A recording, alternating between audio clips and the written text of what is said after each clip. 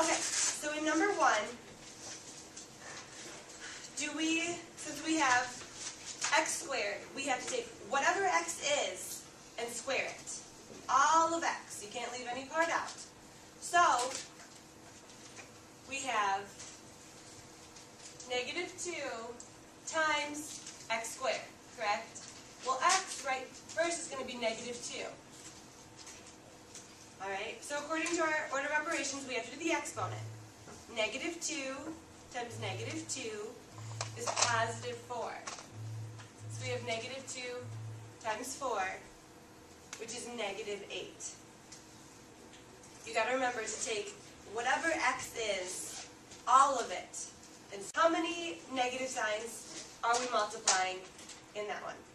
Show me 1, 2, 3. Hold them up high. Everybody should have some kind of answer. 1s and 3s, 1s and 3s. No negatives? Because it says to times 3q, and then the opposite. Right. Well, so that means we have one negative sign in there somewhere, right? I mean, the opposite is a negative sign still. In the multiplication, we have 0. Okay, we're getting down to 1. And what he said was exactly right. He explained it for you really, what's your name? Tyler. Because we're just going to cube the 3. So, we have 3 times 3 times 3. And the opposite of that one goes right there. So then we end up with a -27. So if we send 0 text, how much do we have to pay? $30. What if we send 1 text? $30. So every month we know we're going to have to save up at least how much money? $30. And then depending on how much we want to text. So we know we're going to have $30. So that's just a given. Nothing is changing but $30. We always have 30. Then we're going to add on for text. For every text we have 15 cents, right? So I thought most of you had it. It's 15 cents times x or t or whatever you call any variable you want. Because that makes sense. When we put in 1, we have 30 plus 15 cents. If we put in 0, we have 30 plus 0, which is $30. Exactly what you guys told me. So what I want you to talk to your neighbor and come up with a definition for commutative. You have 1 minute. Everybody should know the definition by the time we have 1 minute is over. Make sure you know what it is. All right. This group up here has a good definition for us. What did you say? It was right. He said it. Yep. You can swap the numbers and it's still the same. Just like when you commute to school and you commute back and it's the same. With the same distance, the same route. So 5 plus 7 is the same as 7 plus 5. Same thing for multiplication.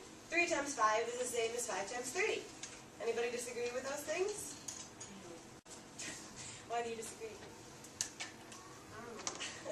Okay, so how about you tell us which one up there is commutative property of addition? That would be 15. Exactly. And so, same thing when we multiply. We switch it around. How about you show us which one's for multiplication? 16. XYZ is the same as XEY. Yes. All right. 30 seconds to talk to your partner about what associative means. Go. All right. We have a lovely group going to tell us what the definition, of associative is.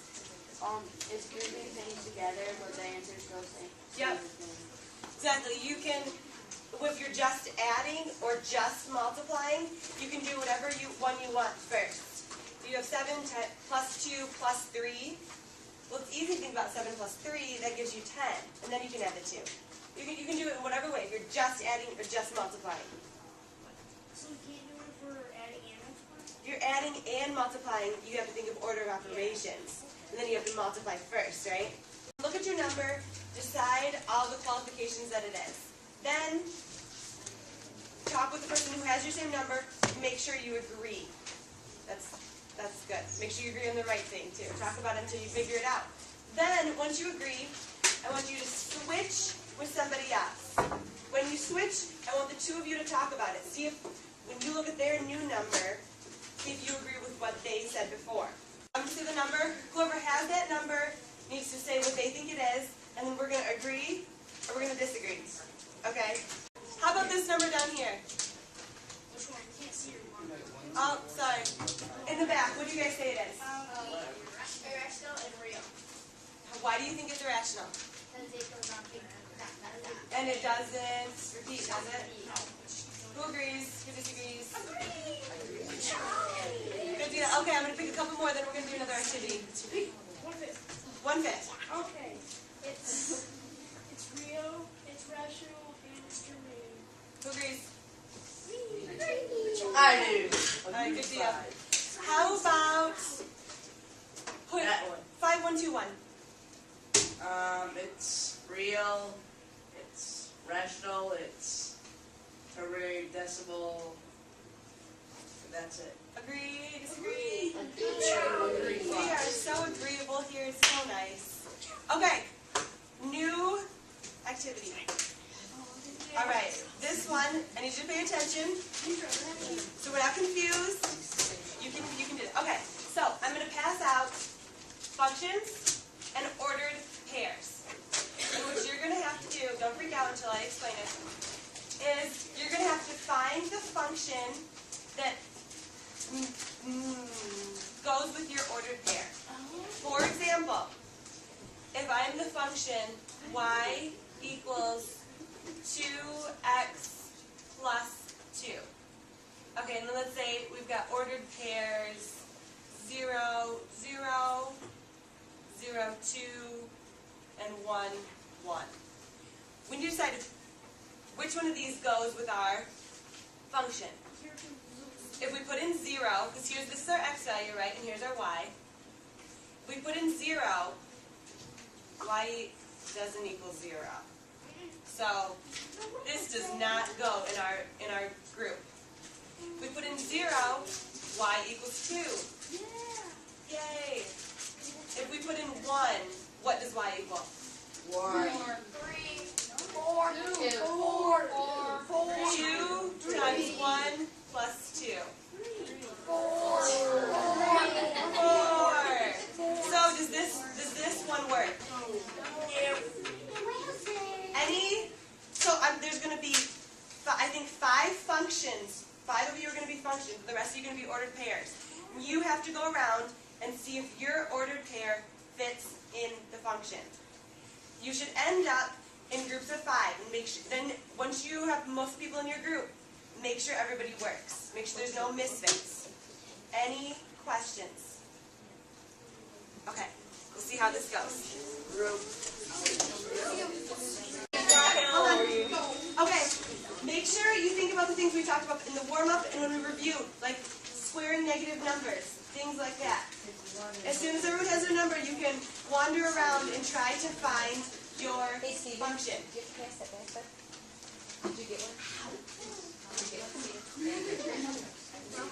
Okay, anybody who doesn't have a number or a paper? Okay, go find your function. Write down your name. This is our exit slip. You're going to turn this in before you leave. Your name. Exit what? Exit slip. Slip of paper. Your I name. had to do that in One thing you how learned. many years have I been at school? I know this is a fun new thing for all of Ever. us. One thing you learned. One thing you're going to study more for your test. Think about those things that you maybe struggled with or need to look over again. If you feel, and then if you feel more, less, or the same amount of prepared after the review. That helps me to see if the review was good, if it was unnecessary, things like that. Write legibly and in sentences if possible.